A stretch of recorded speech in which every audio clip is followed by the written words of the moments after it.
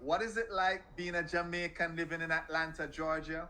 Hi, I'm Xavier Murphy, the founder of Jamaicans.com, and today in Jamaicans to the World, I talk to Dr. Maxine Foster and Tony Gray, Jamaicans who live in Atlanta, Georgia. Hi, Dr. Max. Hi, Tony. How are you guys doing?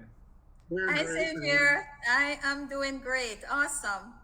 All right. So, folks, you're going to hear me say Dr. Max because it's my sister and a some know her. And Tony, I'm a brethren and a some know him. But hey, Tony may refer to you Uh, as Dr. no, Foster. no, no. She's my sister too, and is I know Dr. your Max. sister. I know it's your sister. And she already said, don't spill no beans. So, Okay, you're a so good listener. yes. So, folks, we have a treat today. We have some folks that have lived in the Atlanta, Georgia area for a while. They're going to tell us about their experience. But first, here is where we start. Dr. Max, Mhm. which part of Jamaica are you from?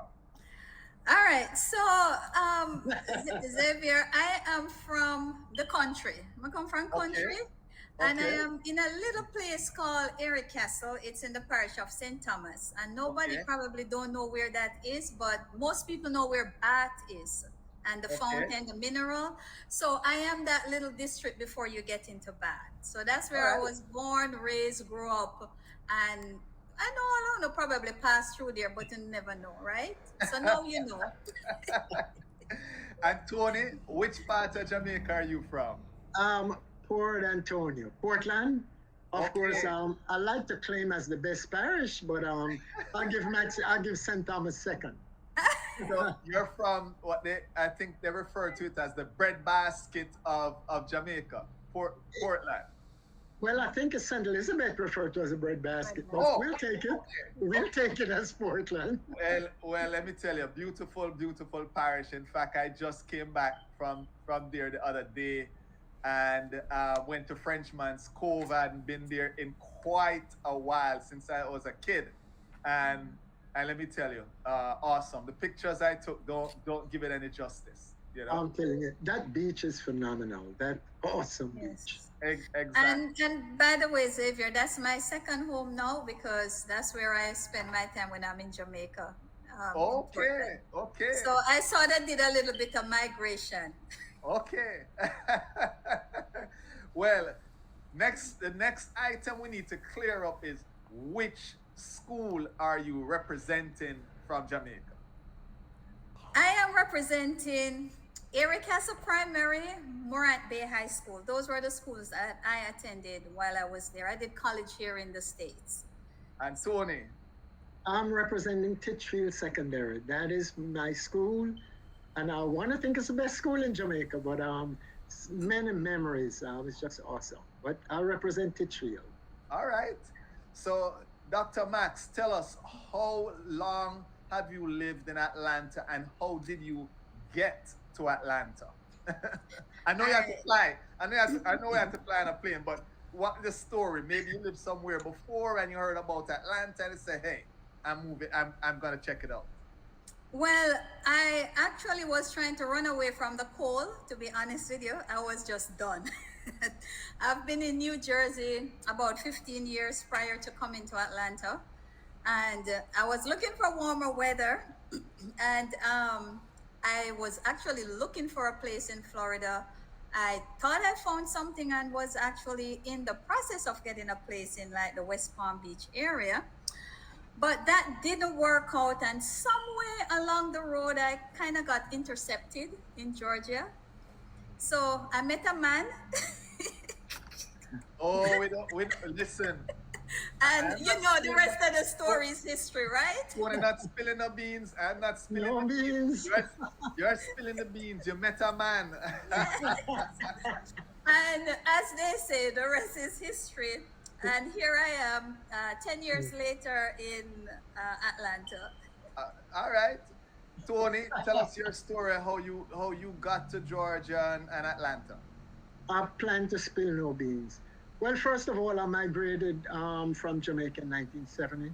Arrived in New York. Actually, did 4 months in New York and just didn't like it. So my sister was in Maryland, and I decided to go to Maryland and also attended school in Washington, D.C.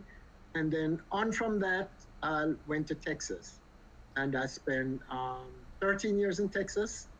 And then I got transferred in what year was that? 1973. I got transferred and I came here to Atlanta. Okay. All right. So you are a vet there. Well, actually, I've been here now for 37 years. Wow. Wow. Man, you're I was still running around in diapers. That's beans, Dr. Max. That's beans. so tell us about the experience in terms of the Jamaican community there. Is it I typically say to people Atlanta, the Atlanta area. I don't want to say because we just like I always say, everything in South Florida is Miami. Anything in Broward is Fort Lauderdale. So let me say the Atlanta area. How have you seen the Jamaican community grow? What's the things that we need to know about the Jamaican community there? And I'll start. I know you both are involved. Start with Tony. Him here longer than me. Come, Tony. because Tony must have been there when there was no Jamaican products in the store. Exactly. And there is not, that Jamaica people are one that Tony, you must have some stories there. I have many, many stories. As a matter of fact, even in Dallas. When I went to Dallas, there was just 5 Jamaicans I could find. But I arrived there in Atlanta in 1986 and watched the roads grow like 285, the perimeter around Atlanta. That was pre-Olympics. The Olympics came here in 1996. And the city's been just on a growth factor ever since. I think Atlanta is so diverse. We have just a multicultural city. Many people from many Caribbean natives, I might say.